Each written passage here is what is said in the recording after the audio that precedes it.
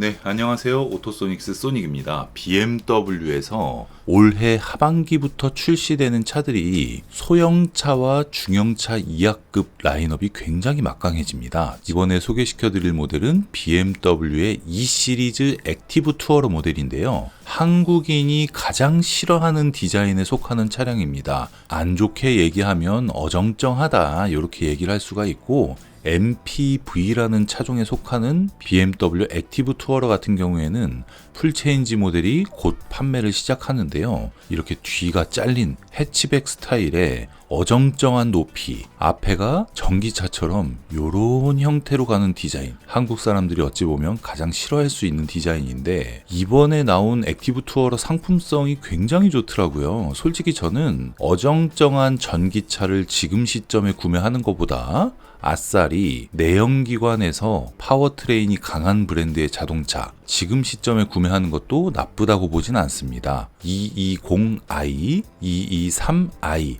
이 모델은 한국에 초기에 출시되지 않습니다. BMW의 X1이라고 가장 작은 사이즈의 SUV가 2023년 상반기에 출시를 앞두고 있습니다. 이미지와 라인업은 오토소닉스의 기존 방송에서 확인하실 수가 있고요. X1하고 이 액티브 투어러하고 겹치는 부분이 굉장히 많아요. BMW E 시리즈 액티브 투어러 같은 경우에는 BMW의 첫 번째 전륜구동 기반의 자동차라고 볼 수가 있는데, X1도 같은 개념으로 출시가 됐었고 똑같은 인테리어 디자인을 갖고 있습니다. 그러다 보니까 20i나 23i가 한국에 들어오는 게 아니라 처음에는 218D로 들어와요. 바꿔서 얘기하면 BMW X1은 가솔린 모델이 국내 시장에서 주력 상품이 될 가능성이 높고, 액티브 투어러 같은 경우에는 디젤 라인업을 우선적으로 판매할 가능성이 높습니다. 인테리어 이미지를 보시면은요, 가장 눈에 띄는 게 사실은 시트예요. 시트. 인테리어 디자인도 굉장히 좋지만 의자가 불편했던 게 이 차량의 단점이었거든요. BMW 미니의 컨트리맨처럼 시트가 좀 작고 불편한 그런 부분이 이 차량의 단점이었는데, 이번 모델은 의자가 굉장히 좋아졌습니다. 더욱이 사이즈도 커졌기 때문에 실내 공간과 효율성에서는 이 차를 따라갈 수가 없어요. 가격대도 5천만 원이 넘지 않습니다. 지금 최근에 보면 폭스바겐 티구안의 올스페이스 7인승 모델이 가솔린 라인업이 추가가 되면서 인기가 높아지고 있거든요. BMW 액티브 투어러 같은 경우에 5인승 모델이긴 하지만 실내 공간에서는 차량 사이즈 대비 굉장히 넓은 공간을 가지고 있습니다. 물론 현대나 기아차에 비할 바는 못 되겠지만 BMW 자동차를 좋아하시면서 좀 튼튼하고 안전하고 옵션도 괜찮고 첫 번째 수입차로 가져가기에 너무도 좋은 차량입니다.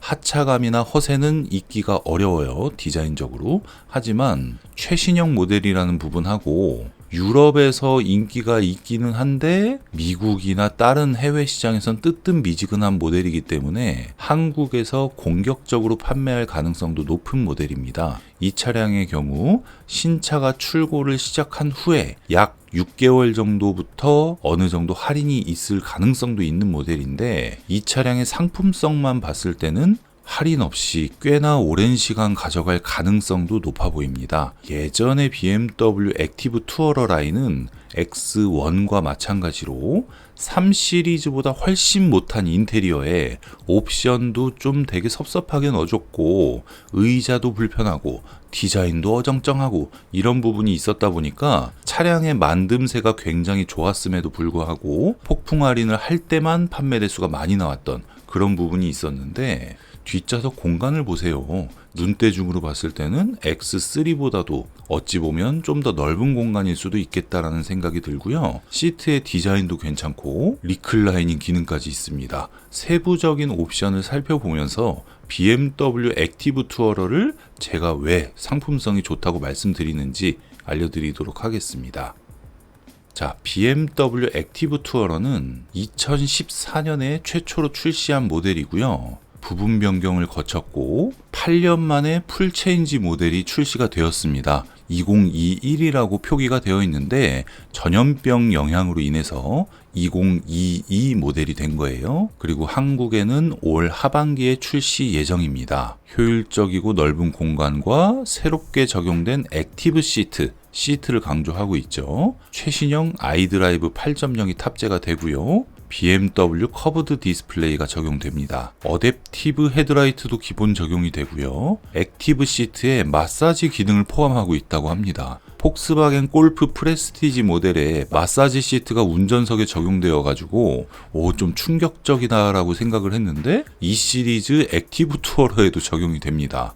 너무 억울한데요, 이거. 파킹 어시스턴트 플러스 서라운드 뷰 포함, 헤드업 디스플레이, BMW 디지털 키 플러스 등 굉장하죠. 어댑티브 LED 헤드라이트는 상하로만 적용되는 LED 헤드라이트에 상하에 좌우까지 지원하는 헤드라이트 시스템입니다.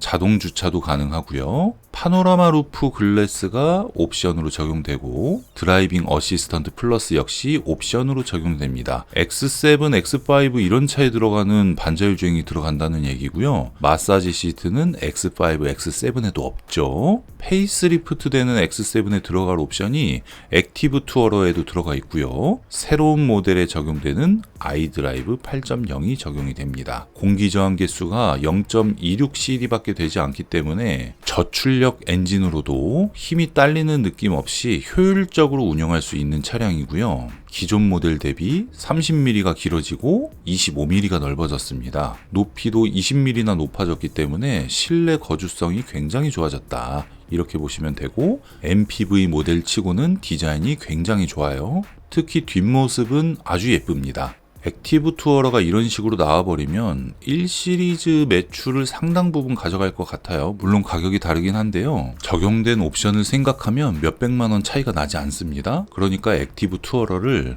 한 300만원, 400만원만 할인을 받아도 정말 합리적인 차량이 되는 거예요. 이런 디자인을 컴팩트카에 넣어준 적이 없었습니다. 유럽에서도 SUV 인기가 높아지면서 MPV 모델, 벤츠 B클래스는 국내에 아예 안 들어왔죠. 그리고 1시리즈 A클래스 이런 모델에서는 1시리즈가 상품성이 좋음에도 불구하고 폭스바겐 골프의 합리적인 부분이라든지 아우디 A3의 디자인이라든지 이런 부분에 밀려서 판매량이 굉장히 좀 안 좋아요. 해치백과 액티브 투어러 같은 MPV 모델은 유럽에서 인기가 많은 모델이기 때문에 유럽에서 인기가 떨어진다고 하면 한국에서 할인을 많이 받고 구매할 수 있는 그런 기회가 되는 거거든요. 액티브 투어러 모델 같은 경우에는 하반기에 BMW 판매 추이를 글로벌 판매 대수에서 확인해 봐야 알겠지만 상품성을 봤을 때 출시되고 조금만 기다렸다가 판단하시길 권장하는 모델이긴 해요.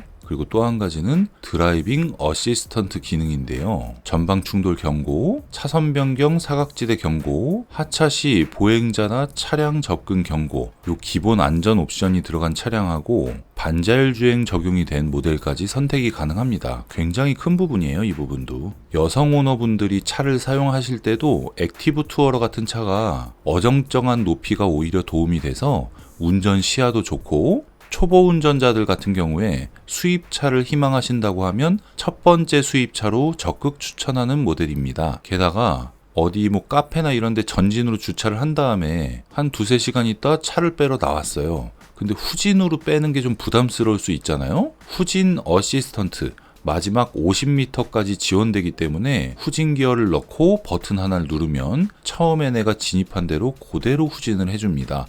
이 기능은 한번 사용을 해보면 끊을 수 없는 아주 훌륭한 기능이고요. 안전에 대한 부분도 검증이 됐고 최초로 사이드 에어백이 센터에서 나옵니다. 이야, 이거 어마어마하네요.